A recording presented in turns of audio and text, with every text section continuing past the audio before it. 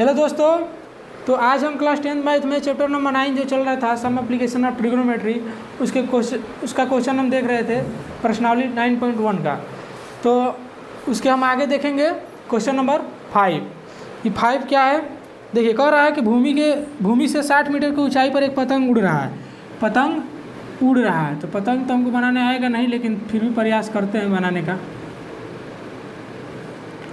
देखिए ये पतंग है, उड़ रहा है। कहाँ उड़ रहा है? कहीं उड़ रहा है, ठीक। कहीं मतलब देखिए इसमें क्या कर रहा है, कहाँ उड़ रहा है कि भूमि से 60 मीटर की ऊंचाई पर एक पतंग उड़ रहा है। तो भूमि यह मान लेते हैं नीचे भूमि है, यहाँ से इसकी हाइट कितनी है पतंग की, कह रहा है 60 मीटर की ऊंचाई पर ये उड़ रहा है। फिर से कह रहा है पतंग में लगी डोरी को अस्थायी रूप से भूमि के एक बिंदु से बांध दिया गया। तो पतंग में लगी जो भी डोरी थी इसको क्या किया गया, एक अस्थायी रूप से बांध दिया गया। तो देखिए कितना क्या किया गया कि भूमि के साथ डोरी का भूमि के अस्थायी रूप से भूमि के एक बिंदु से बांध दिया गया। यानी कि मान लेते हैं कि इस पॉइंट से क्या किया गया है, इस पतंग को बांध दिया गया। इसको हम A point, B point, C point, D point, A point, क्यू जो भी मानना है मान लीजिए, बांध दिया गया है। तो कह रहा है कि भूमि के साथ डोरी का झुकाव, ये क्या है, डोरी है। तो ये क्या है, नीचे वाला भूमि है, ठीक। तो ये भूमि है और ये क्या है, डोरी है। तो ये कह रहा है कि डोरी का भूमि के साथ जो झुकाव है कितना है, 60 डिग्री का है, यानी कि 60 अंश का। ये हम मान करके कि डोरी में कोई ढील नहीं है।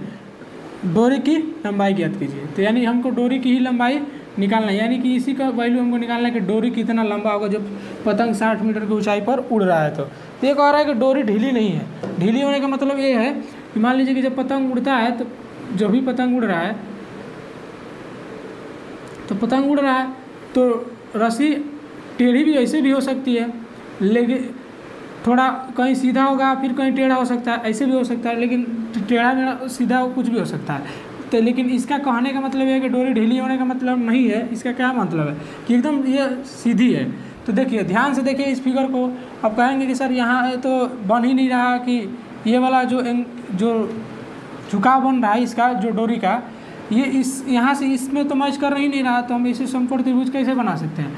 लेकिन इतना मानकर चलिए 60 मीटर की ऊंचाई पर उड़ रहा है और ये डोरी लंबी होगी, और ये लंबाई और ये ऊंचाई और इसकी लंबाई की तुलना में ये जो पतंग है, हम इसको एक पॉइंट के रूप में मानकर चलते हैं। कि मान लेते हैं कि एक बिंदु है और ये मान लेते हैं कि ये पतंग उड़ रहा है और ये क्या है, इसकी डोरी है, और यह 60 मीटर की ऊंचाई है, और ये भूमि से साथ कितना बना रहा है, 60 डिग्री का एंगल बना रहा है। तो ये हम ए पॉइंट माने थे, इसको हम बी पॉइंट मान लेते हैं, सी। तो यानी इस पतंग को हम ये क्या पॉइंट मान करके निकालते हैं बस इसकी वैल्यू इसकी कितनी हो सकती है। अब यहाँ से तो ऐसे दिख नहीं रहा, लेकिन हम इसी तरह से, ये एक्चुअल है कि ये ऐसे हो रहा है, लेकिन हम इसको जब रिप्रेजेंट करेंगे तो इस तरह से रिप्रेजेंट करेंगे। तो देखिए ये क्वेश्चन कहने का मतलब क्या था, हम इसको थोड़ा फिर से बनाते हैं तो ये समझ में आया होगा कि कैसे कैसे क्या कर रहा है।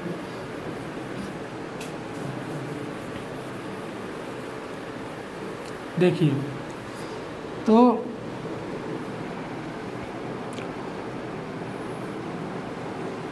ये देखिए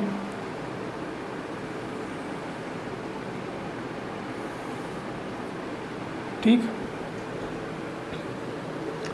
देखिए ये क्या है, इसको हम ए पॉइंट माने थे तो इसी को मानते हैं, इसको ए पॉइंट माने हैं। ये क्या है, पतंग है। इसी पॉइंट को हम क्या माने हैं, पतंग माने हैं। ये पॉइंट को हम बी मान लेते हैं, इसको हम सी मान लेते हैं, कुछ भी ए बी सी मान लीजिए।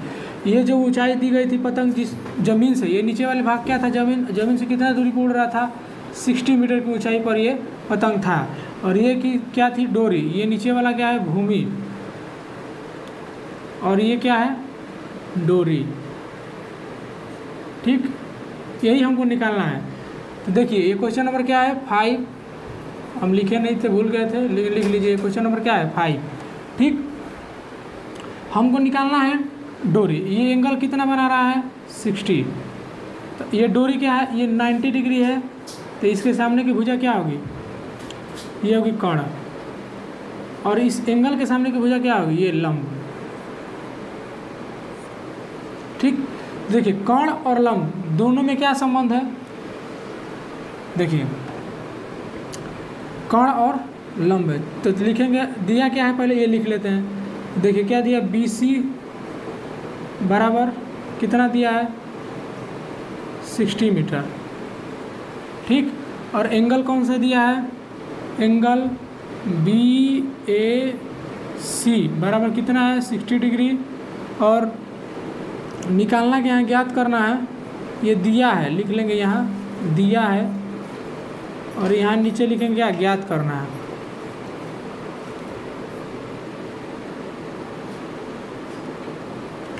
क्या ज्ञात करना है, देखिए कर्ण ज्ञात करना है क्या, AC की वैल्यू, AC बराबर क्या है, डोरी की लंबाई।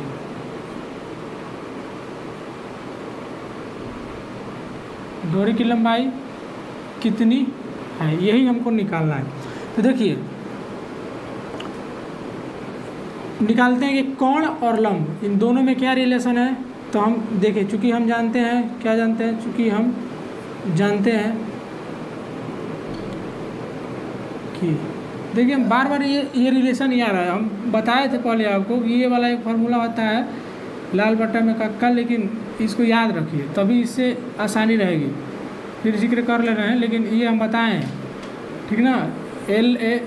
ये क्या होता है, L लंब आधार, फिर लंब ये कर्ण और ये कर्ण ये आधार, ठीक। तो देखिए इसमें दोनों में क्या है, पहला साइन होता है, दूसरा कॉस होता है, ये टैन होता है, उसी का उल्टा साइन का उल्टा कॉसेक, कॉस का उल्टा सेक, टैन का उल्टा कॉट होता है, ठीक। तो देखिए लंब और कर्ण, देखिए लंब कहाँ बन रहा है, ये लंब बन रहा है तो ये आधार बन रहा है, लेकिन हमको चाहिए क्या, लंब और कर्ण, ये कर्ण बन रहा है, कर्ण है, ये लंब है, इन दोनों में रिलेशन ये क्या होता है, लंब बटा कर्ण या कर्ण बटा लंब, आप कोई भी ले सकते हैं। अगर लंब बटा कर्ण लेंगे तो साइन होगा, कर्ण बटा लंब लेंगे तो कॉसेक होगा। तो ये वाला क्या होगा, हम चूँकि हम जानते हैं कि साइन थीटा बराबर क्या होता है, लंब बटा कर्ण। देखिए तो अब हम यहाँ वैल्यू रखेंगे, इसको मिटा देते हैं, ये याद रखिए हम पीछे बता चुके हैं इसके बारे में। तो क्या लिखेंगे यहाँ, साइन थीटा के स्थान पर क्या रखेंगे 60 डिग्री, और लंब के स्थान पर क्या है BC, और कर्ण के स्थान पर क्या है AC, ठीक। साइन 60 की वैल्यू कितना होता है, √3/2। ये क्या है BC/AC, तो BC हमको क्या करना है, दिया गया है, तो BC कितना दिया गया है 60 दिया गया है, और AC हमको निकालना ही है, तो इसको ऐसे ही रहने देंगे। अब हम पूछेगा कोई कि √3/2 कहाँ से है, तो हम उसको बताएंगे कि साइन 60 की वैल्यू कितनी होती है, √3/2। अब इसको इधर मल्टीप्लाई कर देंगे, इसको इधर मल्टीप्लाई कर देंगे, तो देखिए हम इसको ऐसे लिख सकते हैं, AC × √3 इक्वल होगा 60 × 2, ठीक। अब इसको हम क्या लिख सकते हैं, AC, और ये इधर मल्टीप्लाई होगा तो इधर में क्या आएगा, तो डिवाइड हो जाएगा, तो कितना हो गया √3, ठीक। अब देखिए AC हम क्या लिख सकते हैं, AC बराबर 60 × 2/√3। अब हम इसमें क्या करेंगे कि जो नीचे है वो अपरिमेय के रूप में संख्या, हम इसको क्या करेंगे, परिमेय करेंगे या परिमेयीकरण करेंगे, यानी इसको हम संख्या को परिमेय बनाएंगे। तो परिमेय बनाने के लिए क्या करेंगे, इस परिमेयीकरण करेंगे। परिमेयीकरण करने के लिए क्या करेंगे, इसी जो √3 लिखा है हम √3 से ऊपर, √3 से सॉरी नहीं, √3 से नीचे और √3 से ऊपर दोनों में गुणा कर दें, हर या अंश में, क्योंकि फिर कट जाएगा, कोई मतलब नहीं। तो गुणा करेंगे तो एक में नहीं, ऊपर नीचे दोनों करेंगे, ठीक। यह क्या हो गया, अब AC बराबर देखिए ये हो गया 60 × 2√3, और नीचे जो हम बार बार ये आ रहा है √3 × √3 कितना हो गया 3, तो 3 से इसमें डिवाइड करेंगे तो कितना 20 × 60, 20 हो गया। अब कितना हो गया, देखिए AC बराबर 20 × 2 × √3, यानी कि 20 × 2 × √3। AC बराबर 20 दूनी का 40, 40 √3, ये क्या हो गया मीटर में। मीटर में ही क्यों, सेंटीमीटर में क्यों नहीं, क्योंकि ये जो दिया गया था मीटर में ही दिया गया था, इसलिए आएगा भी तो किस में आएगा, मीटर में। तो क्वेश्चन नंबर 5 यही था, क्या था कि एक पतंग उड़ रहा है 60 मीटर की ऊंचाई पर, और इसके भूमि से इसका डोरी का जो एंगल बन रहा था वो कितना बन रहा था 60 डिग्री। हमको डोरी की बस लंबाई निकालनी थी, वो कितने ऊंचाई पर उड़ रहा था 60 डिग्री, यानी कि भूमि से हम पतंग उड़ाते हैं तो ऊपर की तरफ भी भागता है, नीचे तो जाएगा ना ज़मीन के अंदर। तो ऊपर ही जाएगा। तो 60 मीटर की ऊंचाई पर पतंग उड़ रहा था और ये इसकी डोरी की लंबाई कितनी थी वही हमने निकालना है। तो यानी AC की जो वैल्यू हम लोग कितना निकाल लिए 40√3 मीटर में ये डोरी की लंबाई होगी। तो क्वेश्चन नंबर 5 यहाँ कंप्लीट हुआ और आज के लिए इतना ही। हम आगे देखेंगे अगला क्वेश्चन। धन्यवाद।